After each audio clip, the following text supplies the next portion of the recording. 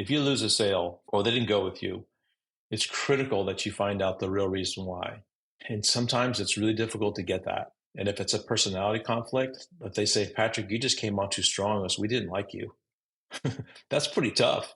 My ego can only take so much, but at the same time, it's really helpful for me to understand that. I'm thinking like, okay, maybe I had something going on that day. Maybe it was just me, or maybe I was that way. And those are introspective things that's super important for us to understand, because we certainly don't want to take that into the next call, right?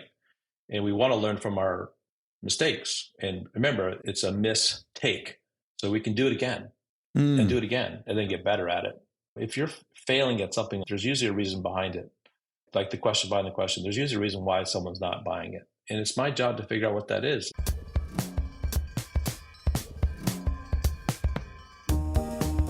Albert Einstein said, "Don't think about why you question, simply don't stop questioning." Welcome to Curated Questions. I am your host, Ken Woodward. And these questions are not mathematical equations, but rather a resource to encounter personal reflection and growth. As Tupac Shakur stated, even the genius asks questions. Now, let's engage the questioning community. Greetings. Ken Woodward here. Welcome back to another episode of Curated Questions. Together, we engage inquisitive humans about how they use questions to navigate and make sense of our world. I am a fellow traveler and a pilgrim on this journey, and I'm glad you are here. Today's conversation is with Patrick Dubois. Patrick has over 30 years of corporate sales and leadership experience in the veterinary and pet spaces. In 2024, he launched his own consultancy, Sales Growth Today, as a conduit to share his experience through coaching, seminars, workshops, and strength assessments. He specializes in optimizing sales strategies with a 3-step plan that is quantifiable, actionable, and achievable. In July of 2024, he and his wife realized a 30-year dream with the formal opening of Stellar Ridge Vineyard in Newcastle, California, and quickly received a score of 92 from wine enthusiasts on their 2023 GSM Rose. With Patrick's professional background, his realization of personal dreams, and a core principle of striving to become the person your dog thinks you are, I'm confident this will be a great conversation. Patrick, welcome to Curated Questions. Great to be here, Ken. Great intro. I love it. Excellent. I like to start these conversations with the question of asking folks, where did they first understand the power of questions? Yeah, I think when I'll tell a story is great. When I was in maybe my junior or senior year of college, I took what I considered an easy A course, which was an acting class or acting 101. And one of the fun things we did, it's more of a game or an exercise, is you jump on stage and there's someone in front of you, and the only thing you can do is ask them a question, and they ask you a question. And as soon as you don't ask them a question back, you're off the stage, and the next person jumps up, and so the game begins. And so probably not what you're expecting, but I thought it was so fun to be up there and really stay focused on not answering their question, but asking a question back. And you can change the subject or the temperament or however you wanted to, just by asking different questions back and forth. And I ended up doing very well at that. And it was a common theme anyway, when she would do this example, that I would be usually the last person standing, because I excelled at it. It was so much fun. Fast forward to the business environment, questions have become so important, and the way you ask them, how you ask them, where you're going with the questions, right? So I just love this environment. I love the theme of your show, and I'm looking forward to answering some of your questions too. That is an interesting game that your teacher had you play, just so I can understand, because perhaps I want to use this at some point. In this, you're just asking questions back and forth, or is it you're answering and also? You're just asking questions back. So if you ask me a question, I ask you a question. You ask me a question, I ask you a question. And that's how the conversation goes. Wow. Well, that's cool. Mm-hmm. Had never heard of that one. If you go to Whose Line Is It Anyway? I think they play a version of that on some of their videos or the TV show. I've seen that before in them too. So yeah, it's a great exercise. it teaches you a lot of things, and her instructions is basically how to stay in the moment and really focus and really not get tripped up by it. Much like improv, I would think the same idea. Do you have any idea why you were able to be so good, or why you did well at that? Kind of what was the foundation Mm. for you to be able to succeed doing that? I just found it to be really intriguing, and I wasn't going to lose. So I was very Mm, competitive in one sense, but I also understood the game. And you really had to not get tripped up by someone else's way of saying things, because you can ask a questions like it's an assumed question, like, "Are you sure?" And you end up with a higher pitch tone, and that is a question. If you say, "Are you sure?" Anyway, she would be judge and jury right then. So mm. pretty soon you learn like what you could get away with. If you're stuck, you're like, "Oh, I don't know how to answer that." And then if you pause too long, you're out. I mean, so I said it's brutal, but at the same time, it's so much fun. I really enjoyed it. That's a good exercise. I'm thinking, Yeah, yeah, just yeah, at a you definitely should minimum, try it. yes, at a minimum, I am going to try it just to give it a go and to see how that works. Now, I know that you've done most of your professional work in sales, and so I wanted to be able to spend some time unpacking that and learning, because I know questions are a big part of sales, or they should be a big part of Mhm. sales if you're going to be effective. So, what was some of your journey in the progression in the world of sales, but then with through that lens of questions? Maybe where did you get some of your early sales training? What did that look like? And then how did you develop some of your own technique as you went through your career? Yeah. When I was in college, I wanted to be a veterinarian. That was the goal. And then about my junior year, I decided that that wasn't going to be my path. I did a lot of externships and internships with lots of different animal, from equine, bovine, everything, thinking like, oh, I wanted to be a large animal specialist. And so when I decided to make the change, I love science. I love the understanding how things work. And that's just how my brain is. And so I didn't know what to do with all this knowledge, but I love the animal industry. So I decided to take a leap and go into sales. And when I got my first opportunity, it was 100% commission role, and it's through distribution. So I had 10,000 products to sell, and I wasn't given any training, like at all. It was basically, here's your Wow. book of business. They're already buying from you. This is all the products we carry. This is the size of your territory, and um, go get them, Tiger. And so I love that story so much, because there's so many people who experienced that, where they didn't get any training. They were just either naturally good at it, or someone thought they would be good at it, and then they get into it and they're thinking like, holy cow, I don't know anything about anything in here. So I didn't have any training for probably at least 3 years, and I just learned because I'm not from the animal industry. I worked at a veterinary hospital. I kind of knew the ins and outs of going into that, and so I was comfortable in that environment. What I didn't know was all the names of the drugs, how to spell them, because back in those days we had to write it out. And that was the days of going to the payphone and calling in my order, and we get into that part. So I didn't have much training at all. I just learned what I knew, what helped me. And I was just also very curious as a person. So I asked a lot of questions.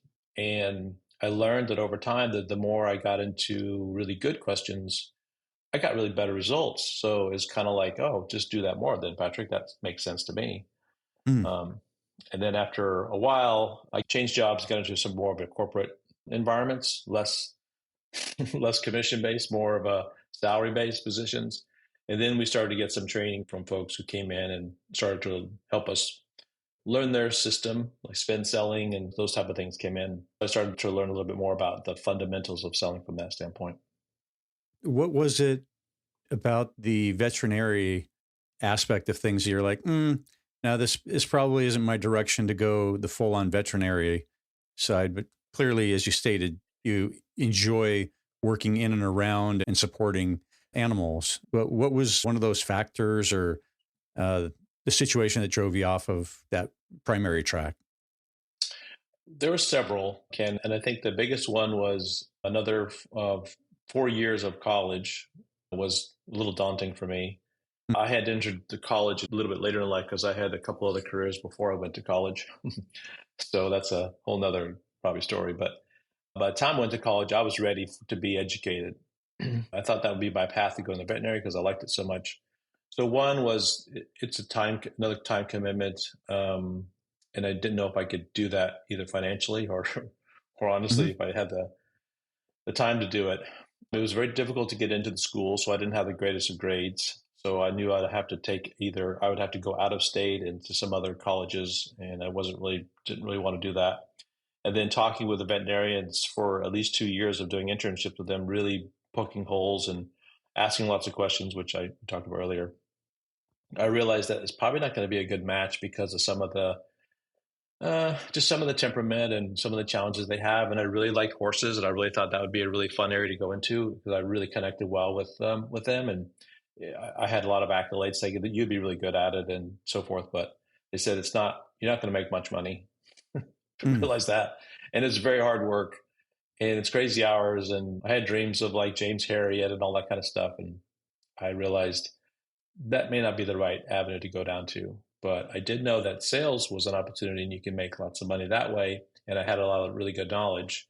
So I started to kind of put feelers out with the different representatives and just started asking questions like, hey, you're in the animal world, what is it like being a rep and what are the challenges and so forth? And all I needed was just a break because I didn't have any experience. They're like, they weren't going to touch me because I didn't have any sales experience. But I got on with a small distributor, and the rest was history. I really loved it. The nice thing, Ken, is I got a chance to be around all of it and then talk to veterinarians because I knew what they went through and what it was like, and I could still be part of it, Hmm. but not be a veterinarian. And I had so much more freedom, obviously, which was another big part of what my values were. I really wanted freedom to do lots more things than to just be a vet in one sense. So. I met someone the other day. We were talking a little bit about the world of being a vet, and she works at a college, part of the entrance process. And she was just like, it is crazy at how many people want to be a vet and then the barriers that are in place. As you said, there's a cost is a significant one because it's animals, not humans. That means that there's far less financial resources to come to bear to be able to help out and the like. Um, and then on the back end, although there's a bunch of animals out there, the ability to build a practice and go through the up and down of just most of the animals that come in are sick or have some kind of a problem, and being able to emotionally process that.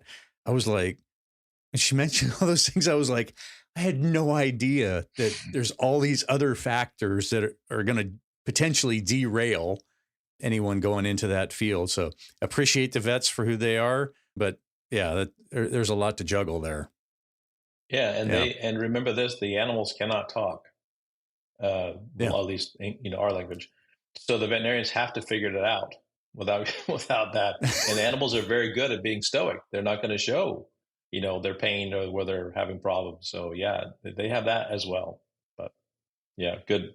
Yeah, good information for sure to understand their industry, what their challenges are. And even today, they have so many more challenges than they did back when I was considering going into the practice. So my heart and my hat go off to both of them. What were some of those early lessons that you learned as you were earning your stripes as a sales person without all the training? Was curiosity your primary asset that you carried in with you to each of those conversations? Yeah, I mean, I have a natural ability. I didn't learn this till later what they were, but I just trusted myself and trusted my instincts. So I have a natural ability to really look at situations and understand them from a 30,000 foot level, but also when we're talking to humans. And I don't know how he got it, but whatever you believe in, whether it's God-given talent or it's just your superpower, and that's what I coached to now. This is my superpower. I'm able to usually bond with a person pretty fast because I can figure them out from maybe a strength standpoint. Like, what are they really good at? And I can get on their wavelength pretty fast. And I'm able to do a little morphing myself to match them. And part of sales training, I look back on it, is it's our job to really match the customer's energy or what they're giving us versus us pushing through our agenda and saying, Mm, this is who I am and this is how it's going to be. And I figured that out pretty early and was able to take some really difficult customers and quote unquote turn them around or get the business in one sense. And I was just like, wow, okay, I see how this works. I see how this works. If I, like I said, if I do this, then I get rewarded for it. And it was really just that.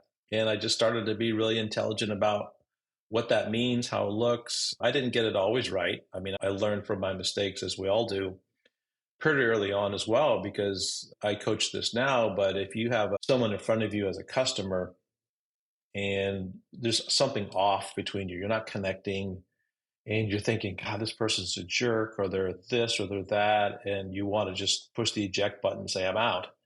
Um, it's really challenging for salespeople to really pull back and go, nope, this is a customer. This, and it may be a good customer. It's already purchasing from you. And you have to really lean into that and explore it. And that's a really hard lesson to learn because most of us are like, I don't get it.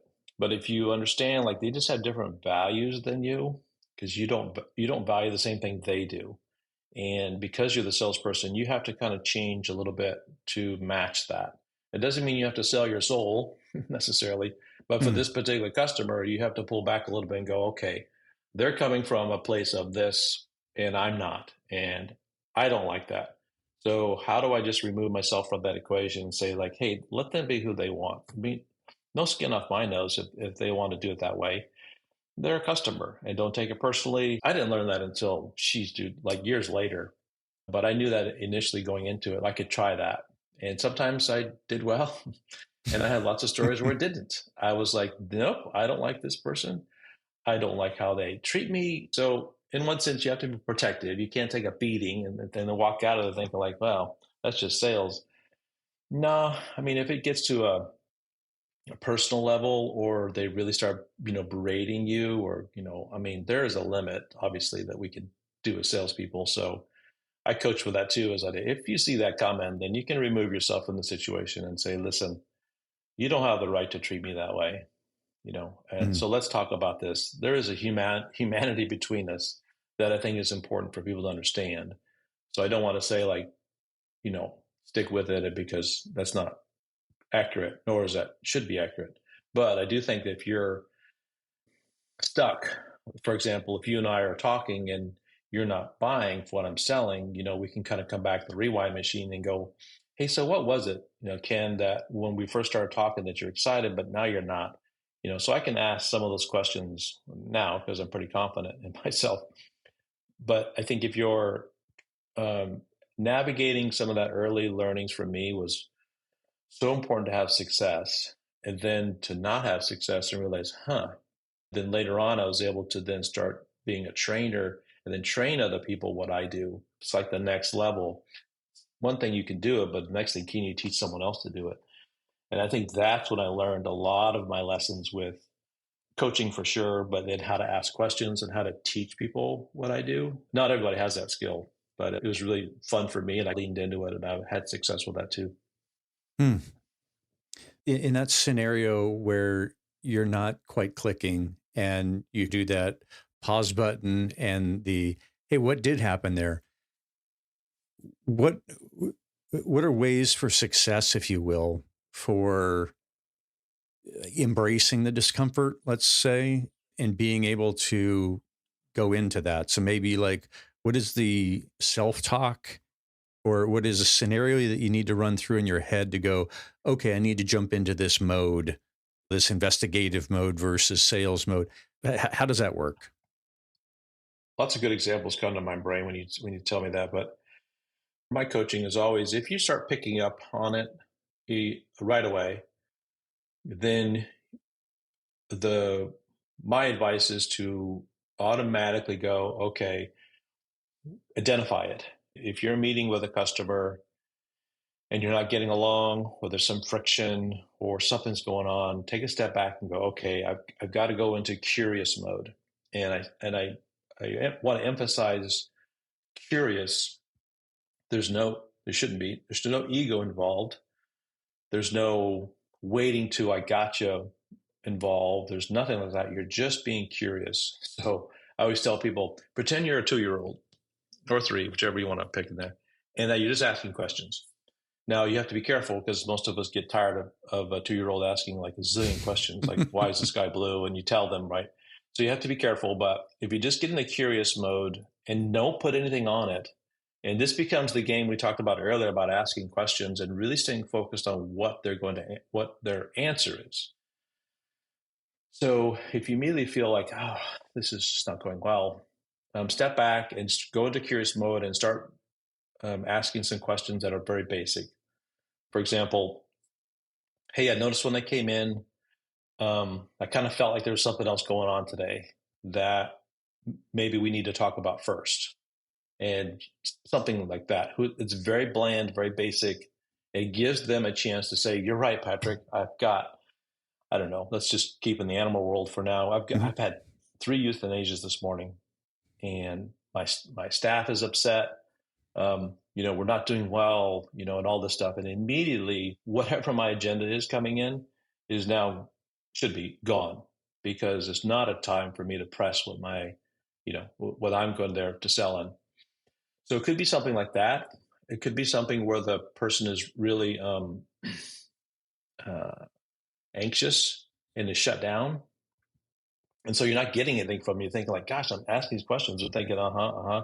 So they're obviously distracted by something else. So one thing I always coach is just pull back and say, hey, is this still a good time for us to talk? And leave it out there. And those are tough. I mean, it's easier said than done, because sometimes when you're in the middle of it, dude, it's hard to be introspective and really kind of pull back a little bit, because you're thinking like, hey, I have a job to do. I have a quota to make.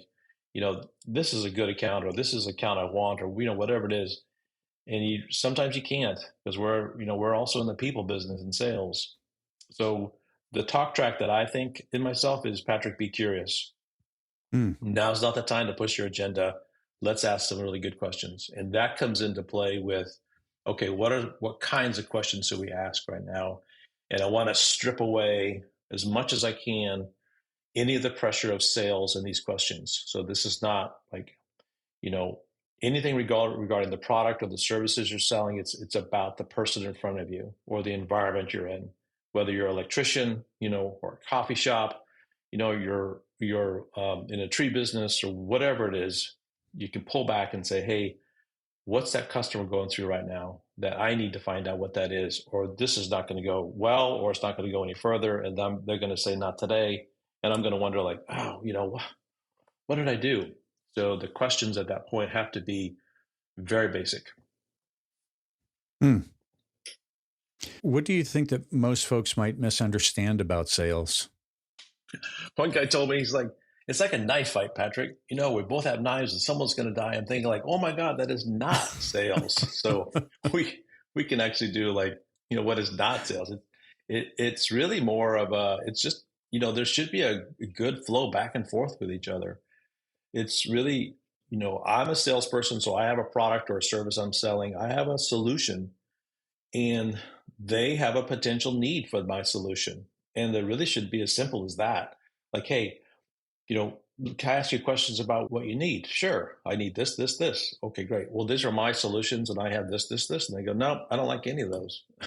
And you go, well, I thought you said, this is the problem. Like, no, I really wanted this. And so this becomes like this back and forth until you kind of finally get it down to what is their need or what is their challenge. And here's the solution that I have. And it may not be the one that they want or need necessarily, but if I've done my homework, I've done my pre-call planning, all that, I'm pretty darn sure they need me. It's just my job now to figure that part out. So I think people get sales wrong, that it has to be this battle, or it's just so much intensity on it. And I get it, because there's both sides of the story. People have really big challenges with closing. Like, oh my God, I really suck at closing because I get so anxious about it. I laugh at that, because I'm thinking, gosh, that's the kind of the funnest part. So I think you may be putting a lot of pressure on yourself to have that close. I said, because if you're closing to this, big, huge thing, then you may not have done enough work in the beginning because it should be a natural close where they're thinking like, that sounds good, Patrick, without me saying, hey, Ken, would you like to buy my product or my services? You do have to do that. And I certainly do that myself because I have to sell myself and I sell my wine. So I'm thinking I have to ask for the business for sure. Um, Yeah. I think that's a misconception though. And the other thing I would say, Ken, is that if you're a buyer and you're responsible for purchasing product, you want your salespeople to close you. And I Hmm. think that's another missed opportunity is that salespeople don't go in saying like, listen, they're expecting you to close. And if you don't close, they're going to say, well, why should I give you my business? You're not even asking for it. So you have to ask for the business. So there's two sides of that, I guess. That's a great point or insight, is because most of the time I only think about it from the sales rep perspective. But if I have buyers, yes, they are looking for product or they're looking for a solution. Okay, so where is that coming from? And hopefully it's the inbound sales reps. You're looking to provide a service or whatever it is or solve a problem. Are there any particular sales elements that are unique within the veterinary and pet industry that you think may translate over or might be undiscovered solutions or aspects of things in other areas of sales that you've encountered in your field?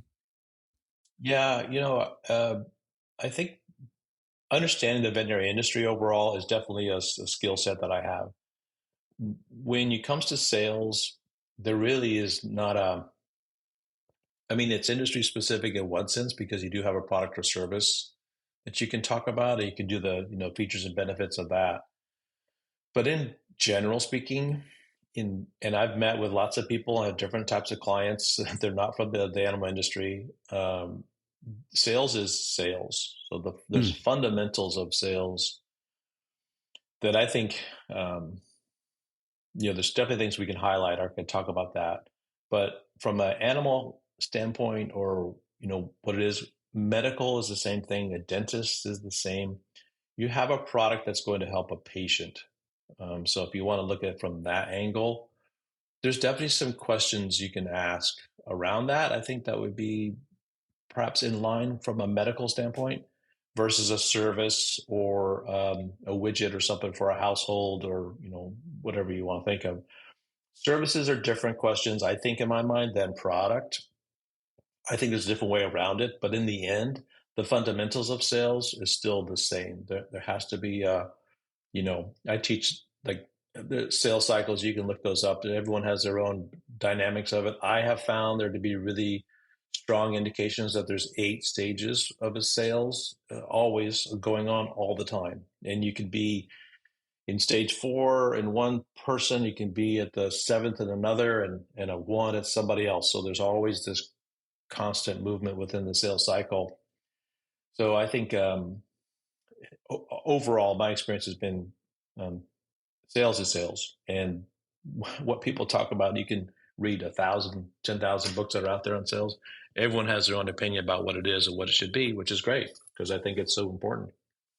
Hmm. Are there any particular resources that you would point somebody that's new starting up? To your point, if I walk into the Barnes and Noble, right, there's going to be 75 books on sales, and some of the good ones are probably not on the shelf. But any particular resources that you would say, hey, here's something to start with if you're just doing it Lone Ranger style? Yeah, there's so many. Um, I think the first thing people should really do, if you really want to get down to it, is to understand who you are first before you do anything else. Hmm. And there's a couple psychological tests you can take. I'm talking about DISC, Myers Briggs. There's many of them that you can use. I personally like Strength Finders because I think it dials down exactly what your strengths are, and that's what I coach to. That's what I push people towards because I think that's our own superpower, and everybody has their own strengths. And I get so frustrated with people always saying, well, I don't have this and I don't have that. And I want to say, well, listen, dude, you have this. and you have this in spades, and you're really good at this. So let's do that more. And they go, wow, I've never had someone talk to me that way. I go, well, you contacted me and you're paying me to help you. This is a couple of first steps. So that's what I tell people is get the Strength Finders book and take that test. It's pretty simple. And then you're going to get your top 5 strengths. And then from there, really study that first strength that you have and start practicing that strength.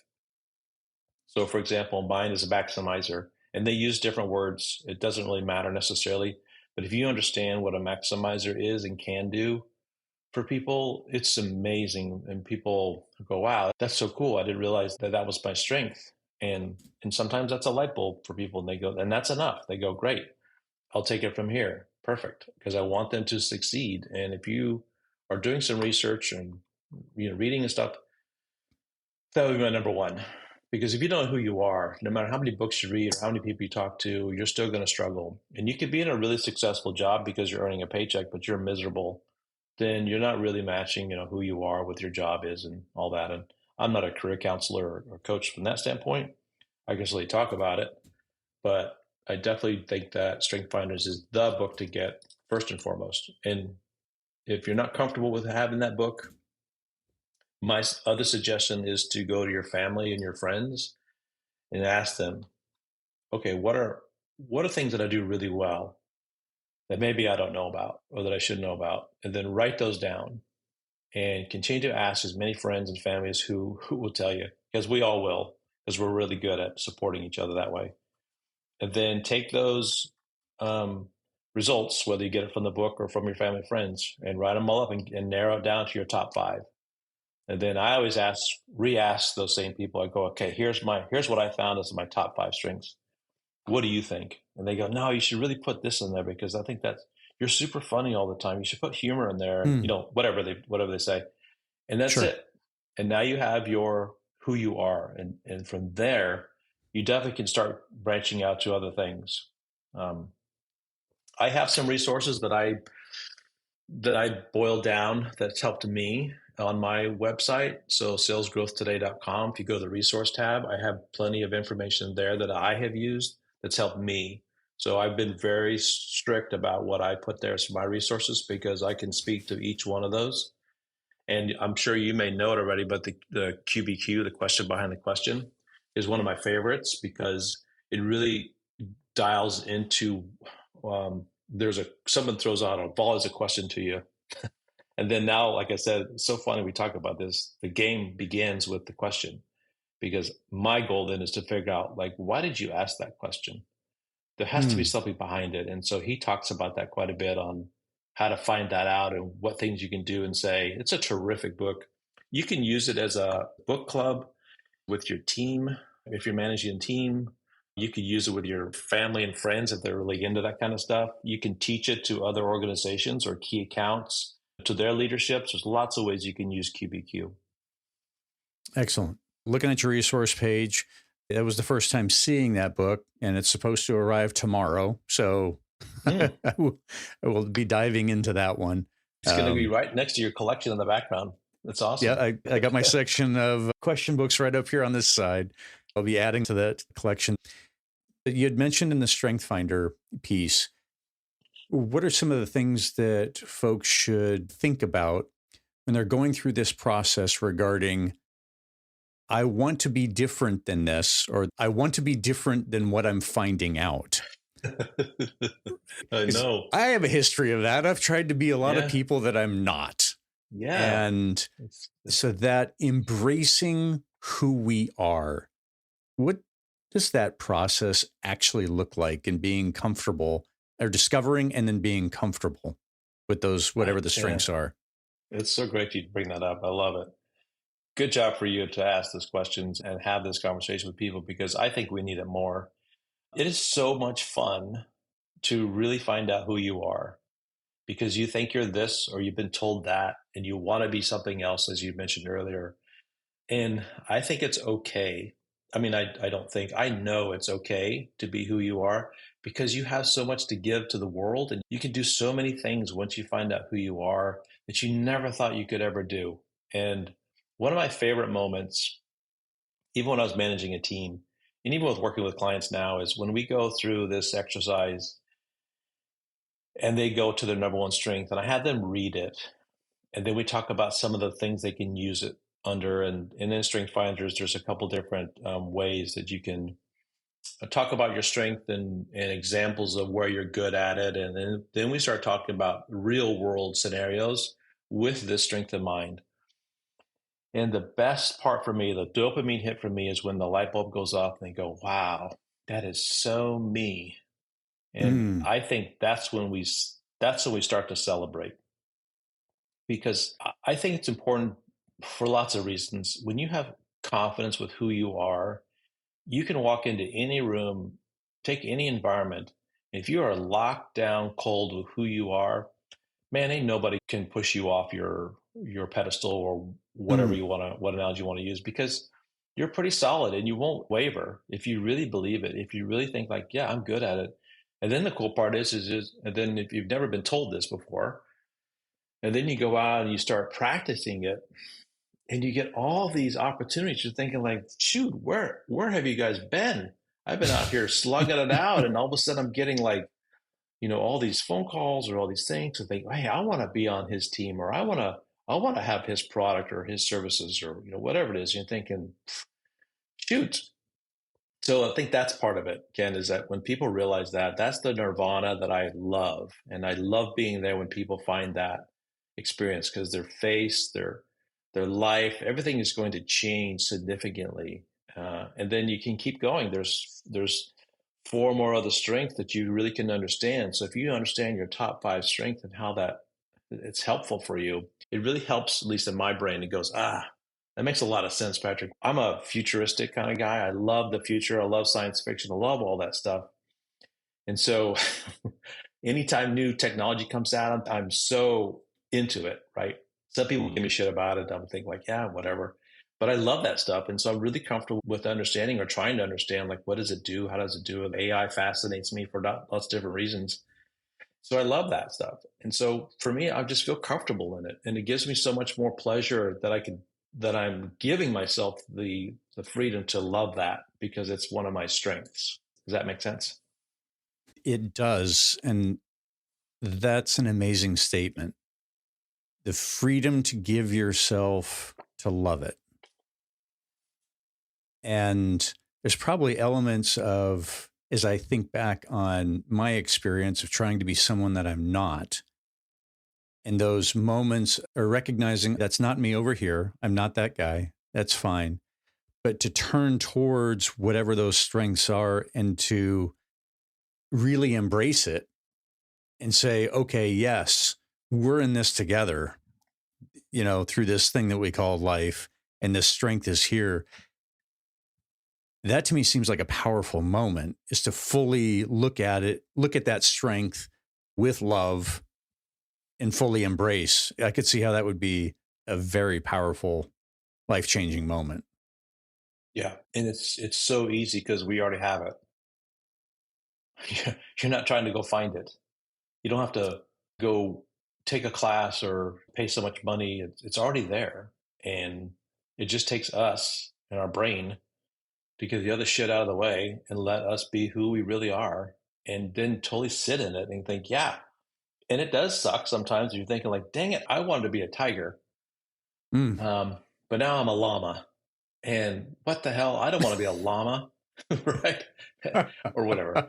And then you can sit back and go, well, what's cool about a llama? And then what do llamas do? Whatever. I'm using an example, but it is important that people understand, like, I've had people want to be performers. They want to be rock stars. They want to be singers. And they take all these acting lessons or the voice lessons, and they do all these things. And they're just, and it's important, because from a career standpoint, it is hard to say, well, Patrick, my values are this, my strengths are this, that I should be good at this in this particular job.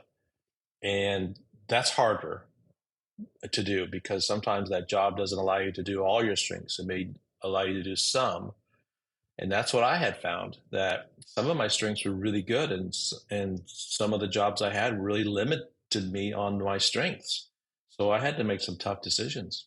And part of going out on my own as a career coach was just that I really wanted more freedom to really help more people than I was doing at my corporate job.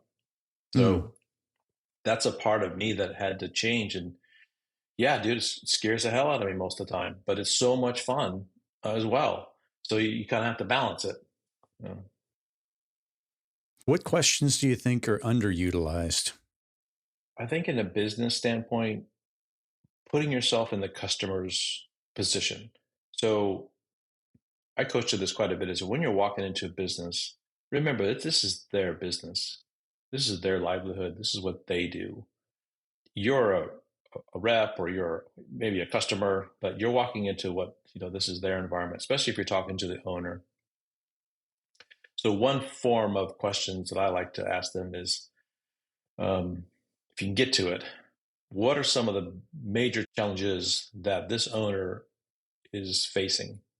And it may have nothing to do with your product or service, but you want to provide them a way to tell you that answer in a way that's coming from a good place, because you're not setting them up with kind of a bait and switch kind of idea. You really want to come from a place of authenticity and saying, hey, I really want to understand your business, and what are your challenges?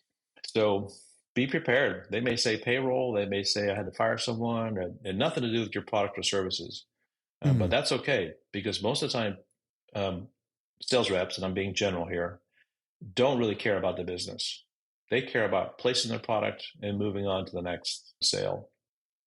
So I don't know if it's underutilized, but it's certainly something that I preach quite a bit. Is you're walking into their business. So imagine if you were walking into your business. So place yourself in their shoes. What would you want the rep to ask you? And that's a fun question, because it does position them in a different place.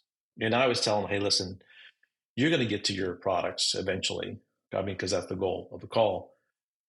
And it may not be the way you thought. The path you thought walking in the door may be like, well, I've researched it. They don't use this product or service, so I'm going to do features and benefit on mine and ask them, if they're happy with the product, whatever it is. And it may be you're going to get to that, but just not the way you think you're going to get to it. So I think, I don't know if it's the biggest, but that's an underutilized one that I've seen quite a bit. How can questions help identify and remove barriers? So if we talk about those barriers, so whether it's walking into the business or individuals, walking through their life and needing coaching, what are your thoughts about the Yeah, barriers? man, there's a lot. Oof. I have a lot of energy around this one, because I think it's important that people have a theme to their question, so they know where their questions want to lead them. Your questions can actually drive the sales call where you want it to go. And it's not as if we're manipulating the other person. We're just being curious, but we have a clear path with what the questions are. So question one could be pretty basic to kind of get things rolling with, hey, so tell me about some of the challenges you're facing with XYZ, or your services, or what are you challenging facing here at this establishment, whatever it is. And then from there, you want to really listen to where their energy is at, and then kind of go where that energy goes. And it's hard, because you're thinking like, geez, dude, you're going to take me off my game. It's not where I want to go. And I always tell them, I said, yep, that is a risk, but the reward is significant, because you want to be different than the last 10 reps that have walked through the door about this. You want to be different. And so this is a difference maker. You really have care and concern about your questions. So they have Mm. to be a themed, in my opinion, with where you want to go, and then help drive the conversation eventually to your product or services by asking really specific questions about it. And if the customer says, hey, Patrick, today's not a really good day, because we've had XYZ, if I said earlier, like the euthanasias, and that's totally fine. You really want to also live to fight another day. And so you could say something like, hey, I understand this is a tough day, and I do have a route, or I do have a schedule, or I blocked my time or whatever it is, but I'd love to come back in and revisit this. So the question could be, is there a better time today or is there a better time next week? That question really sets you up for the next time in. So questions are really important to ask in the right phrasing and the right terminology.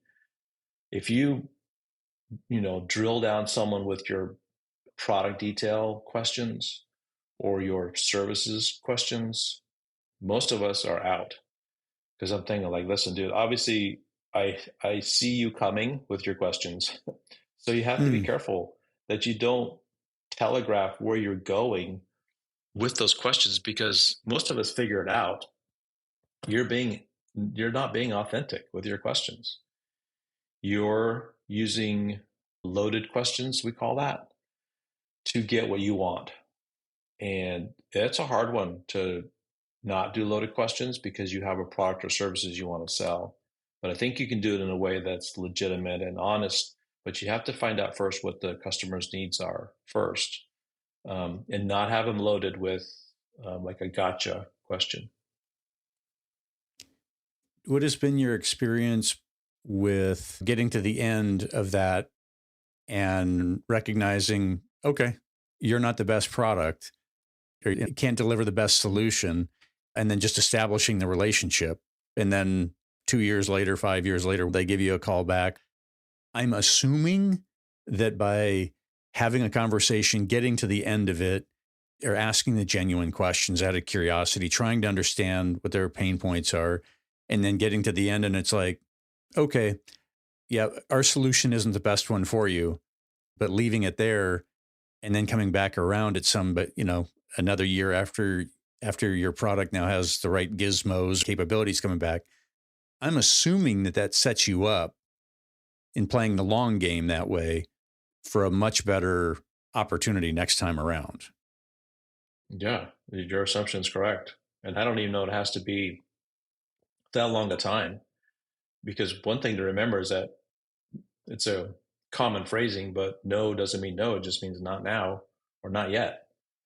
And you could be the third or fourth person that's come in and talk about this need this person has. And so they're evaluating how you handled it, what you're like, all that.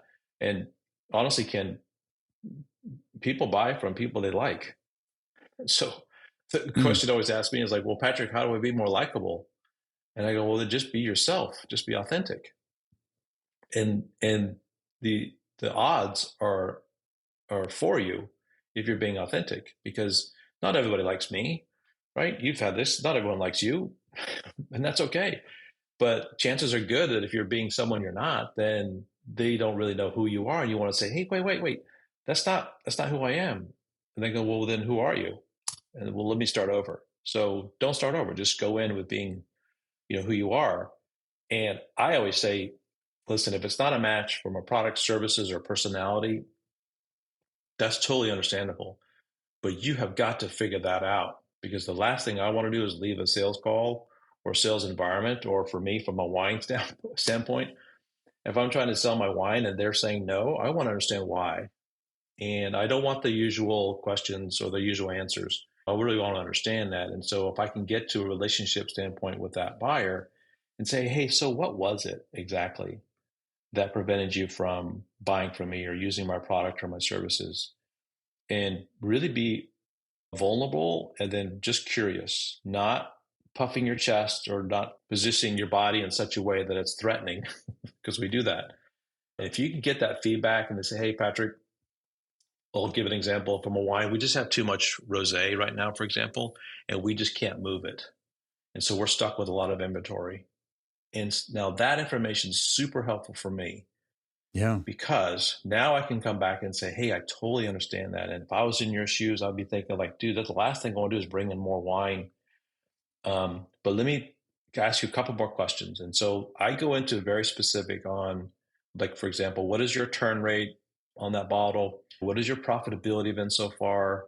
I mean, because honestly, Ken, if your rosé is not good, not your style, and you're having trouble moving it because people don't like it, then that's on you because you bought a product that's not good. So as the sales rep or as the owner, in my case, I can really talk to them about that and say, hey, I understand that. But if you had something that they really liked, think about the profit and stuff. And you wouldn't have to be sitting on something that's not moving because you're thinking my rosé doesn't sell, or you're assuming that mine won't either. And that's not true because I have proof and I can give you some examples. I would have never gotten to that answer from them if I had been curious about what's really going on here. So if you lose a sale or they didn't go with you, it's critical that you find out the real reason why. And sometimes it's really difficult to get that. And if it's a personality conflict, if they say, Patrick, you just came on too strong, us, we didn't like you. That's pretty tough. I mean, my ego can only take so much, but at the same time, it's really helpful for me to understand that. I'm thinking like, okay, maybe I had something going on that day. Maybe it was just me, or maybe I was that way. And those are introspective things that's super important for us to understand because we certainly don't want to take that into the next call, right? And we want to learn from our mistakes. And remember, it's a mistake. So we can do it again and do it again and then get better at it. If you're failing at something, there's usually a reason behind it. Like the question behind the question, there's usually a reason why someone's not buying it. And it's my job to figure out what that is. And I may not like the answer, but I take it upon myself to really ask that question. So when I get rejections now, I have to coach myself and say, hey, Patrick, you got to, practice what you preach. I think, oh my God, I got to go back in there. Yes, you do. So I march back in there and I think, hey, John, I know we had this conversation. I know you just saw me, but I've got to ask this question and do it. And I'm telling you, some of those lasting impressions that I made, and they go, wow, I'm amazed you came back in here. And I'm thinking to myself, yeah, I'm amazed I'm in here too, but I'm coaching myself to be here. And then they tell you. And then from there, it's really then it's honest, dude. Now we're talking like they're just being honest. I'm being honest. I'm embarrassed. They're like, they've never had this happen before either. And so it's a really great moment. And it can be. And I think that's when we start dealing with the currency of humans. Is there not necessarily magic number, but is there a good baseline number of questions you should expect to ask to be able to get down to a real answer? I mean, just as a ballpark, does it mean, okay, once we get past the pleasantries and really start talking, is it, all right, I probably need to drive 8 or 10 questions deep? Is that a fair number? Yeah, it's too hard to. But the reason why it's too hard to figure that out because you have different personalities. Okay. So let's say from a disc standpoint, I'm an ID, and so I can do chitty chatty for a while. But if I'm not in the mood, I'm a driver. Listen, Patrick, I don't want to know about your family, your stories and stuff. What are you here for? Right? You got to get down to it. So it's the old Tootsie Pop. You have 1 or 2 questions to get to the center of it, right? So for those type of personalities, do not waste their time. Get down to it. And I coach this quite a bit is when you walk in the door, tell them you're a sales rep. Tell them what you're here to do and why you're here to do it. And if you get like, oh, they're again, back to a disc, if they're an S or a C, they're very cautious or they're very, they may be overwhelmed by you coming in so strong, then you can pull back a little bit and say, oh, okay. And there's some ways to do that when you first walk in and see someone and how they're dressed. There's a really cool test you can do on that is like you can figure out somewhat their personality style with how they're dressed. And to me, that's always good visuals to when I walk in and go, oh, they have a really loud tie on. So that's a pretty good indication they're an I from a disc. So they're going to really have a lot of energy. They're going to want to sell the sizzle. They want to see all the features, benefits. They want to like, ooh, this is so cool.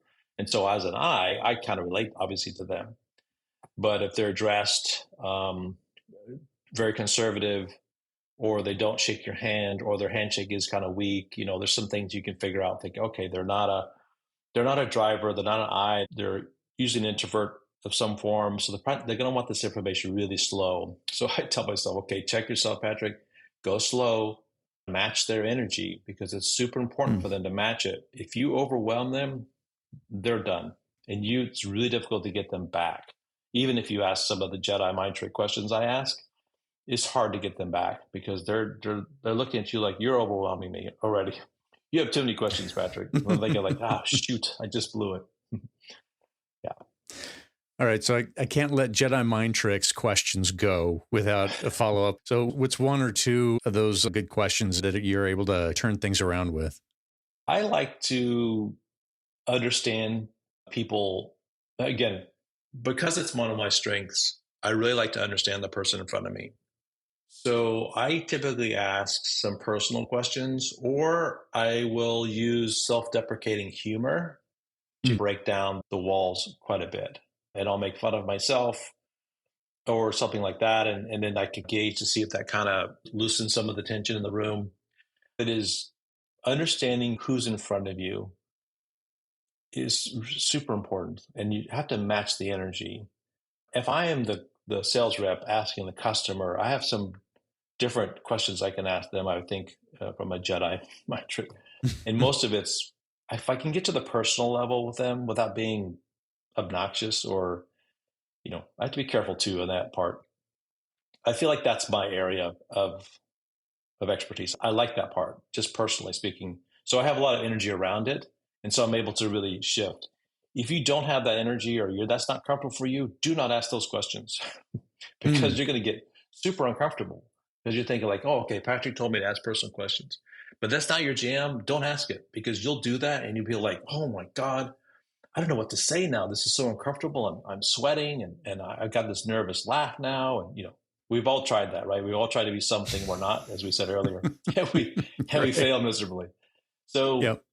it's hard to give you the answer for the Jedi mind tricks. If I'm working with people, it's somewhat the same, but I really like to show and tell, like, hey, I noticed something about you, Ken, that you're really good at this, or you have a lot of, let's say you have a lot of books in your background. So obviously you're a voracious reader and you want people to know you like to read, and that's really important for you. And so I'll ask something questions like, hey, I see all those books in your background. I'm thinking it's so great that you're reading. I mean, I may something like you have a favorite. Is there are they organized by whatever it is? And so obviously, I'm not there to sell my product, right? I'm asking personal questions about you and kind of what's in your background. And so immediately you go like, ah. So the Jedi mind trick, I guess, and all that is get them talking about something they love or they like, Mm. and pretty soon you can start having some fun with them, thinking, but that's so great. And eventually they'll have to say, listen, Patrick, we can talk about me all day long. What are you here for? And you want to prevent that as much as you can. So you just have to time it just right and say, man, that's so great, Kim. But I really don't want to, I'd love to come back and talk more about this because I really am interested in your books too. But what I'm here for is, X, Y, and Z. And so you've kind of got them, I call it whipping them up into a foam where they're really excited. They have a lot of energy around that. And then, boy, if they transfer the energy back to what you're selling or what your services is, it's so palpable versus trying to get them up to where you are on your services or your product. It could be like drudgery. So get them talking Mm. about something they really like, something Yep. they have a lot of energy around, and then you can talk about your products. Gotcha. How's that for Jedi? Is that? Yeah. That'll work out. All right. I'm looking forward to going out and sell something. I'll go sell my neighbor a pen or something like that after the Yeah, chat here. awesome. Make sure you ask him, does he want a pen though? Don't just go selling Yes, blind. that is fair. Yeah. Um, on your website, you highlighted the importance of your values and strengths. What are questions that can help you find some of those initially? I know you mentioned the strength finder, but being able to figure out what those are, to be able to actually concretely put them down and say, these are values and strengths. Mm-hmm. Well, the value exercise is really important. So if you click on the link, it'll take you to an area that you can put in and look at your values. And those are important because as we change, well, let me put it a different way. I think as we get older, our values change. Obviously, I don't have the same values as I did in my 20s. And that's important. And it's like we talk about, I really want to be a tiger. But if I'm a llama and I'm really thinking my values are of a tiger, it's really important to like course correct. If you value freedom, altruism, financials, or whatever it is, you have to be pretty darn clear what your values are because you may be miserable and thinking like my work or my life or my relationships, whatever, they're just not working. It's time to go look at your values and see what are they and bring them up to date and then start matching them with what you're doing, your work, or your life. And not to get too far on that one, but that's super important to understand part of who you are. And remember, your values will change. So if you took that test or put it on paper today, maybe in a year, maybe things change for you significantly. You got a new job, or you got a new career, or you got a new spouse, or you moved, or things change. It'll change too. So it's cool. I come back to that several times and really do updo mine, and I found it to be very insightful. Think, oh, okay, especially being a solopreneur, especially doing the wine, I have different values now than I did before, and I'm learning myself. Holy cow! Like I said, I coach myself after my sales calls with wine. I'm thinking like, I didn't realize I did that. Definitely for sure take the strength finders. There's a link on there. There's quite a few links that has helped me. I think exploring those, some people are uncomfortable with having a test and saying that's not who I am. How dare they categorize me or pigeonhole me? And that's fine, dude. I mean, I'm not here to but I just said those are helpful for me. It's helped me tremendously in my career and how I relate to people. I had an epiphany when I was leading people as a line manager, and I was coached in the beginning to be a certain way because that's how my line manager was having me do things. And it really didn't sit well with me. I really didn't like it. I didn't like how it made me feel. I felt uncomfortable all the time.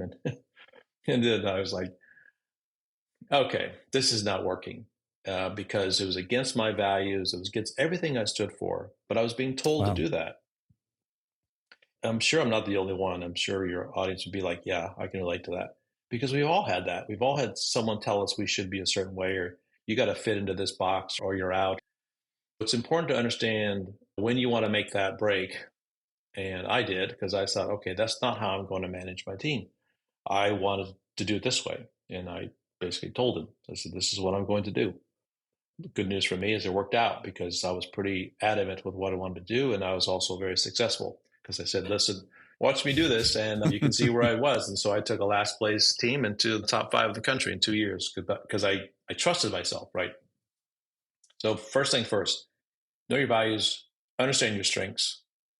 And if you can do that, dude, you're far and away on your, I think it's so important that people find it. It's turned into a bit of my mission as I go on this path that I'm on, is to really turn people on to what they do really naturally well, and then really lean into that and then practice it. Practice those strengths and say, okay, I'm going to put myself in these positions. And it's life, whether it's personal, it's business, it's relationships. If you're playing darts on Friday night or something and you have a really good strength, lean into it with your mates and say, hey, I'm going to do this. Let them surround you with support and all that. And you'd be surprised. So many people I talk to about this, they're like, it's been life changing. Strength Finders is one avenue. DISC can be another one. There's lots of different personality tests. If you find one that's better for you, terrific. All I care about is you find out who you are and what you're good at and go forth and conquer. You had mentioned that our values can fluctuate. I've gone through some upheaval in identities over the last few years, and it's been painful because in some cases leaving community behind. And how should one think about embracing these fluctuations as we change? The easy one is to say as we get older because it's just tied to time, but as things fluctuate, what are some ideas to make it easier for embracing instead of finding that it's forced on us, if you will, because we're in this process of change? How can we make that a little bit easier, perhaps? Yeah. Well, give yourself grace, first and foremost. Truly, we are so hard on ourselves as a general rule. I have found that most people who come to me, they're usually top performers or they want to be performers and they have high achievement in their disc or their strength finders. They want to be number one. They want to overachieve and they have so much stress and they have so much fear. So first things first, give you a big peanut butter smear of grace across everything you do because you're learning. And as we learn, we will falter and replace mistakes with a mistake. I always tell people that, rewrite that darn word. Even on my LinkedIn, I put on it's impossible. Like, no, it says in the word, if you break it apart, it says I'm possible. Mm, Maybe you can put sticky notes on your mirror and actualizations and really get honest with yourself. If you're scared to go on your own because you really want the paycheck and you're not in a good financial system to do that, or from a family standpoint, if you're the only breadwinner, but one of your values is freedom, that you don't want to be constrained by that, it's really important to reward yourself, or like I said, really look at that and say, hey, that is me. And someday I'm going to get there. But right now, here's the things I'm going to do, but here's the steps I'm going to take to get to my true value, because I really believe in that. And mm, that's perfectly fine to have goals looking at your values to say, I value this. I value altruism, but I'm not doing anything for the community. It's killing me, literally. Not to get too woo woo, but I think that's a big part of some of the challenges we have physically, is that we're not aligning with who we really are, and we're fighting against it. So if you're having challenges in your life, or you're having major changes and you're using the value exercise, you can use it as a good tool to say, this is where I am today. My situation is not matching my values, and that's totally fine. Because you know what? This is the first step to understand, what the heck are my values? If you didn't know your whole life going through this, what your values were, and you looked at your end of your life thinking, oh man, I have a lot of regrets. I didn't do this and that. After today, it's on you, because now you know there's an opportunity to do that. I've had really many older clients who have said, I wish I would have known this earlier in my life. And I said, I totally agree. But now, so do it. mm. You got the Right. freedom to do it now. So I think the values can change, Ken, but also you can use the values to make sure that you're setting yourself up for what you really want in your life, because they may not be where you're at now. And I get that. Sometimes we're in situations where, like, this is not the time to cut bait and run because I don't like my situation. You may have responsibilities. You may have, whether it's financial or family or something, but you really want to do something else. Hope that helps. It does. I look forward to diving into some of those value analysis as well. I've done several different kind of personality type things. And so I always do learn something. And now just answer the question for who I am or what I'm trying to accomplish, rather than trying to outsmart it, because that's just not helpful in the end. Yeah. Yeah, good for you. I've had that conversation with several people that they're trying to steer the tests to what either someone else wants them to be, or what they Mm, think they want themselves to be. And I said, well, that's fine. Just realizing it won't be the epiphany that you're either A, paying me for, or B, what you really want. And if that's part of the game you're playing, great. But if you want to look in the mirror and really see if you're ready for it, now's the time. So let's do it. I'm right here. I'm your wing person. yeah. So how has that looked as you described there? People who might be doing it, trying to match somebody else's expectation, whether that's parent or spouse or something like that. If you have that conversation and they're like, oh yeah, well, I did it this last time around, I was thinking a lot about what my dad always used to say or what he was thinking, and that I know that influenced me. Then I don't know, in this scenario, if somebody would go back and do it again after a conversation with you, and answer Mm-hmm. for who they are as Mm-hmm. honestly as they can, and then what does that conversation look like at that point? And Yeah. uh, I'm thinking that could be really kind of earth shattering for someone kind of on the internal systems to go, Yeah. I've been living with this or carrying this expectation for all this time. And this is a breaking point now. I'm choosing this as a breaking point to say, I am shifting. Seems to me that Yes. would be transformational at that point for folks. Totally. It's wonderful. It's a celebratory experience. It's like, let's go pop some champagne, because it's so rewarding, and it's probably been exhausting. Most people I've talked to, it's exhausting for them to Mm, keep up this, I don't want to say charade, but there's a lot of inner workings going on with all this too. I know we're blurring the line of sales and interpersonal skills. You know, I'm also on a mission to talk about having a therapist. That is a really good thing. And I know from my own experience with them, it's been so helpful because they really are a guide. And I wish that if I could encourage parents overall is to really be a good role model for your kids, to think that therapy is really a good thing. And if I had them early on in my career as just a side person next to me, like my little support system, because there's so much stigmatism around therapy overall. Hmm. And not to Shanghai your podcast on this stuff, but it's No, important to that's know just, that there's really important things that go on internally when you're finding your true self. And it can be very shocking, as you said earlier, and you need that support system around you. So I really encourage people to start now getting a support system, whatever that looks like for you. And don't be afraid to reach out to a therapist. And it took me many times, I mean, probably 4 or 5 before I found one I really liked. And she understands from my personal background, what my family's gone through, what we do. And it's okay to have that first meeting and go, nope, didn't feel it. Keep going. You'll find hmm. it. You'll find the person. And when you find that person, you'll know it. You'll know me like thinking, yes, they totally get me. And yes, it does suck that you got to tell your story over and over and over again to get a good therapist. But dude, that's okay because that's what they get paid to do. And don't feel guilty with saying no because they don't want you to take them for guilt either. That's a whole other therapy thing. They want to be successful, so they're trying their best to make a connection for you too. So my thinking has always been have a good support system around you, some people who really get you. Because when you have the courage to look at yourself and think, hey, this is who I really am. These are the things I really want. I've done a lot of the exercises and I really want a different career or I want to do better in my career, whatever the case is.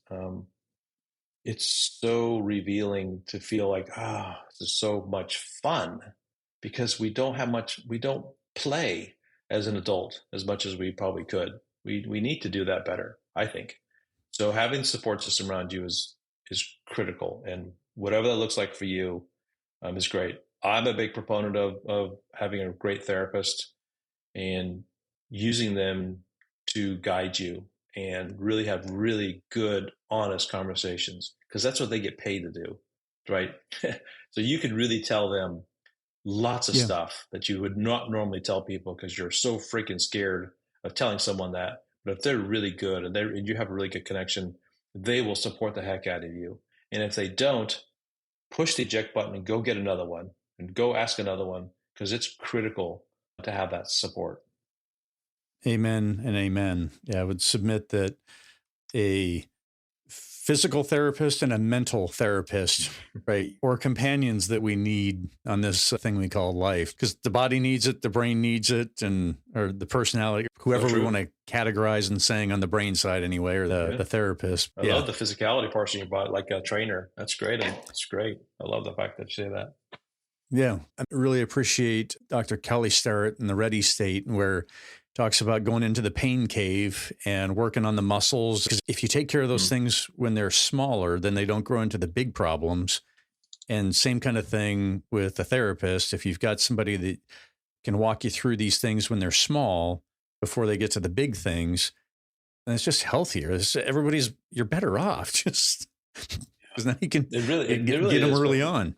Yeah, but you have to experience it because people won't believe you. Because they're thinking like, because it's just so much stigmatism around it. I've talked to lots of people about it, and as I said, I'm a big fan of it. Kind of like you talked about, what's the misconception of salespeople? They're all sleazy and all the things we hear about them. And I joked with another podcast I was on. I said, well, maybe you should have other people from professions. So just ask them. Have an attorney on or a lawyer on and say, what do people mostly think about attorneys, and pick a profession. We all have different things about them. And I think the therapy is just another, unfortunately, when people are missing out on such good emotional work. It's been so much fun for me and my family. Everyone's using them. So excellent. Like raising my kids, pretty much all of their life, I told them they're going to spend time on a therapist's couch as a result of having me as a parent. because I know that I Well, wasn't perfect. So let's just start at the jump and let's go ahead and talk about, let's set that expectation out there that welcome to the human condition. And I know I wasn't perfect. I love them and tried to do my best, but I failed in some areas, no doubt. And I want them to have the freedom to be able to recognize that and voice that. that's awesome. Great for you, Ken. I love it. That's so great. The kids don't get that. I'm sure that they must have been like, who are you? But maybe you've told them enough. They go, oh yeah, it's just dad. He's saying that, but it's terrific. I love it. I always tell people, maybe you should set aside some money in a college fund. Yes. And then you should probably put some money in a therapist Mm, fund because they're going to need it. yeah. Yeah. Just by virtue of living life. Totally. It's Yeah. Nothing to it's do with not bad super them. easy, right? Regardless of the background or whatever it is, you're going to have stuff happen. And to be able to work through it, it's hard to do on your own. Yeah. Yeah. Totally agree. Cool. Let's see. What is a center of the Venn diagram of questions and dogs or pets and questions and wine? I know that you appreciate pets and I know you appreciate wine. So Yeah. wanted to see if there was any overlap for questions and animals and on any particular angle that you're looking at. And then on the wine front. Mm. It's a very interesting question. Well, both of them have there's a lot of energy around both of those. If you're a pet owner, pet parent, and dog specifically, you can walk into a room and yeah, there's such a good, there's a great distraction first and foremost. But everyone who loves a dog, and so it's immediate connection with that. Like, Hmm. oh, my dog is this, and so we talk about our dogs. I mean, my God, even at our family dinner table, we talk about all the animals and some of the idiosyncrasies. It's a big part of our conversation as a family, right? So when you're out and about and talking to the people, it's so much fun because they have so many different things that they do. They bring us so much joy. They're just terrific. I think the same could be said about wine is when I tell people I have another business and this is what I do and what I make. And they're like, oh my gosh, that's great. And so there's a lot of energy around that. Sometimes they can both be distracting. So I would push a word of caution Mm. that I've gone into this before where we're talking about sales or coaching. And then they look on my Instagram or my LinkedIn and they go, oh, I see you're a winemaker and you own a winery and let's talk about that. And I'm thinking like, oh, dude, no, we're here to talk about something else, but we kind of rolled it. So I think dogs and wine can sometimes have that effect, which is totally fine because I have to get, like I said, practice what I preach, and I just roll with it. That's fine because I think a lot of people are very curious about wine. What's it like? The same thing. They assume a lot of things that are mostly incorrect. And that's cool because a lot of us are not from that area. But as soon as you start doing it, it's like any profession, you're realizing, oh, so that's what's really going on. Mm. Um, so there's the apex really is usually those both of our really good passions around those, where people have lots of energy around those subjects.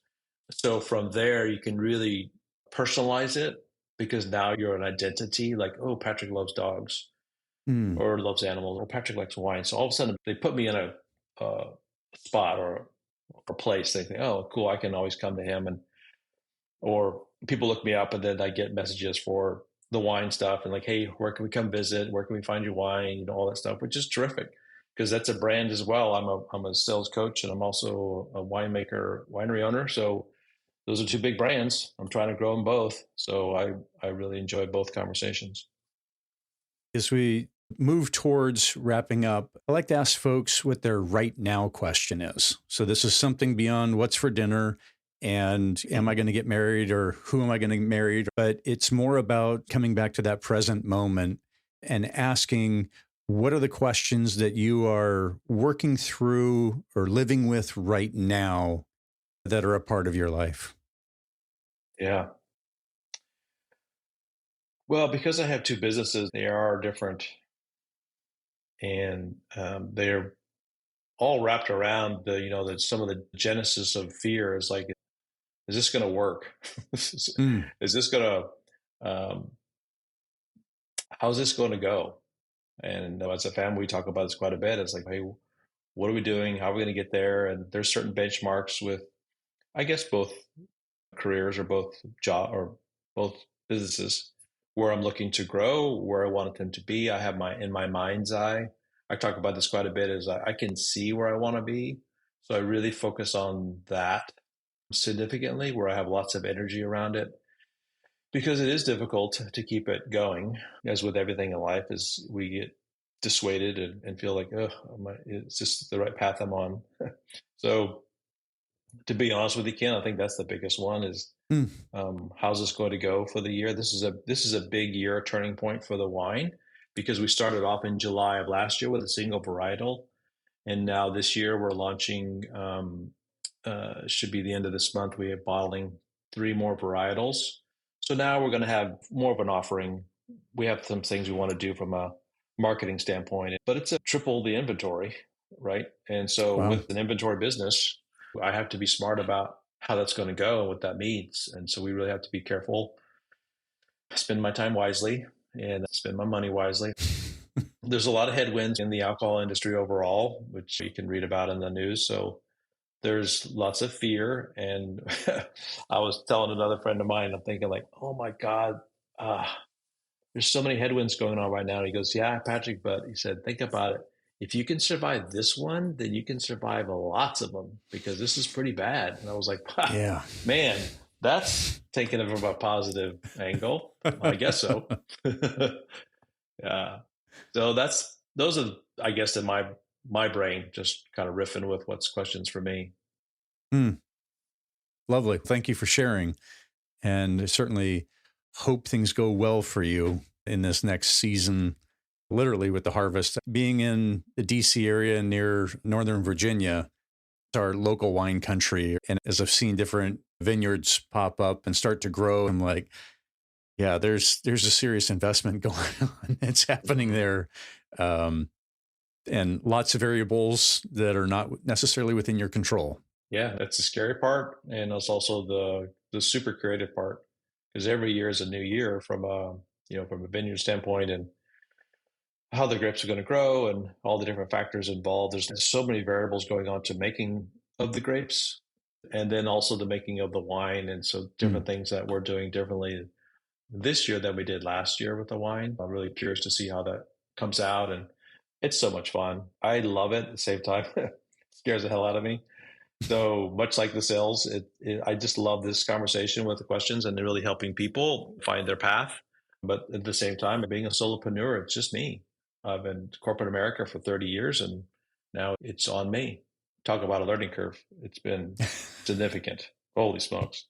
I often want to say like, okay, I get it.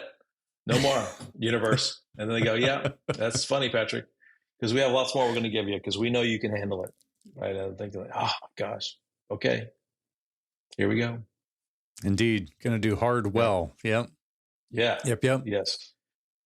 Let's see. Any other thoughts or encouragements about questions that you brought in thinking that we may be able to touch on that we hadn't yet explored? If you're leading people and you're wondering like, how can this relate to the personnel that you have on your team? It's very important to understand the people on your team, what their strengths are. And again, if you feel comfortable as a leader, having them do some of the testing and then share that with them, it's just such a kumbaya moment. I'm telling you, you'll love it if you're open to it and if your team is open to it. And I've had so much fun with it. And I encourage people now.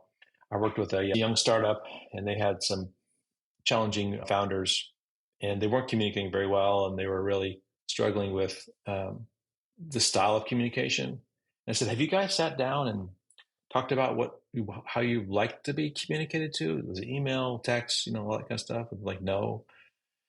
So I worked with them for quite some time. And it was really interesting because they all were so different with how they liked the messaging. And it was just on communication. That's all we focused Hmm. on for this particular example.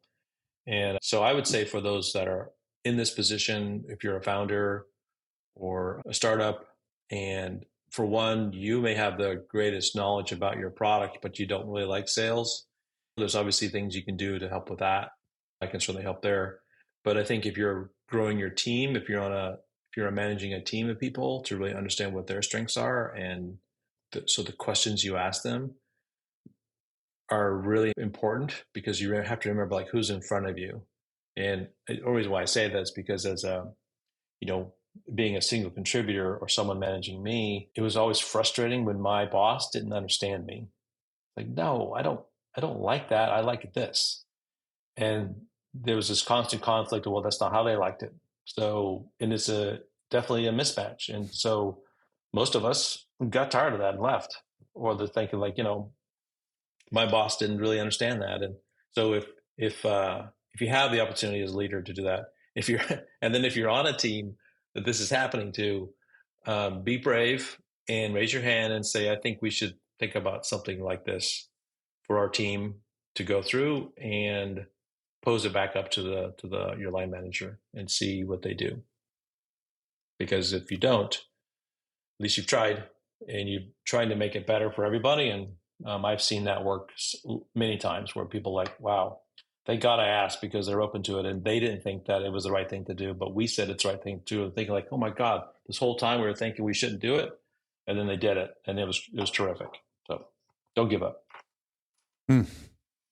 Be brave and don't give up. Love it. Yeah. Where's the best place for folks to engage with you, learn more about what you're excited about? All right. Go to salesgrowthtoday.com. That's the sales. Or you can also go to LinkedIn. You can find me there. You can see all the things I've done. I do have a newsletter, post on LinkedIn quite a bit about sales, some tips and tricks. There's lots of things that I try to give back to the community from that standpoint. You'll find the link to the website for the wine if you're so curious about that. So that's stellarridgevineyard.com. It's kind of fun. You can see what we're all about, what we're doing that's a little bit different and unique in the wine world. Those are three best places. So either website, or just go to LinkedIn, type in my name, you'll see me, and then you can kind of cruise through all my contact information, what I've done, where I've been. And then that's what I do. When I meet people, I just look at their LinkedIn. Most of us have a business profile. And then if we have other personal things, that's usually under contact. And that's what I do. And I just message people around. I go, hey, this is cool. Love that. Let's connect. So anytime your listeners want to connect with me, love to have a conversation. I do a complimentary phone call just to see if we're a good match, to see what your challenges are and see how I can help. And I love it. I love meeting all kinds of people, dude. It's been great. So much fun. Cool. Sounds like a plan. And I will include all the resources we talked about and all Patrick's contact information in the show notes as always. Patrick, thank you for sharing. Thank you for helping weave together wine, sales, love of animals throughout this conversation, and understanding how questions have played such a role in your life. So thank you for being a part of the Curated Questions family. And thank you for being here. Thank you, Ken. I had a great time. Thank you so much for having me. Ken here. I learned several insights from this wide-ranging conversation with Patrick. I pulled the following 3 takeaways from my notes, and I'd love to hear what resonated most with you. Number 1, questions as relationship currency. Genuine curiosity trumps sales technique. Patrick emphasizes that authentic questions rooted in real curiosity create stronger connections than manipulative, loaded questions. He advocates for becoming genuinely curious about the person and their business challenges, rather than just pushing through a sales agenda. This approach builds trust and would differentiate you from others, limiting the relationships to transactional. Question: how might using genuine curiosity enhance the relationships in your circle? Number 2, the power of self-discovery through questioning. Know yourself before you can effectively question others. Patrick strongly believes that understanding your own strengths and values is foundational before you can effectively engage others through questions. He recommends tools like StrengthsFinder to discover your natural abilities, arguing that when you're confident in who you are, you can ask better questions and connect more authentically. This self-awareness prevents you from trying to be someone you're not during conversations. Question: what benefits would you expect to receive as a result of pursuing self-discovery? Number 3, authentic self-alignment as the foundation of success. Stop trying to be someone else and embrace your natural strengths. Patrick argues that the most significant breakthrough comes when people stop fighting against their natural abilities and instead lean in to what they do well. He describes the transformative moment when clients discover and accept their true strengths, leading to increased confidence and effectiveness in all areas of life. This self-acceptance provides the freedom to love what you're naturally good at, rather than constantly struggling to fit into someone else's mold or expectations. Question: what expectations from others have you adopted that are now time to drop? That's it. And to those on the other side of the speakers, thank you for being here. Gratitude shout out to Beauty Pill for the show's music and producer Ben Ford for the technical help. This episode was recorded on Piscataway land. Please engage with this episode in some manner.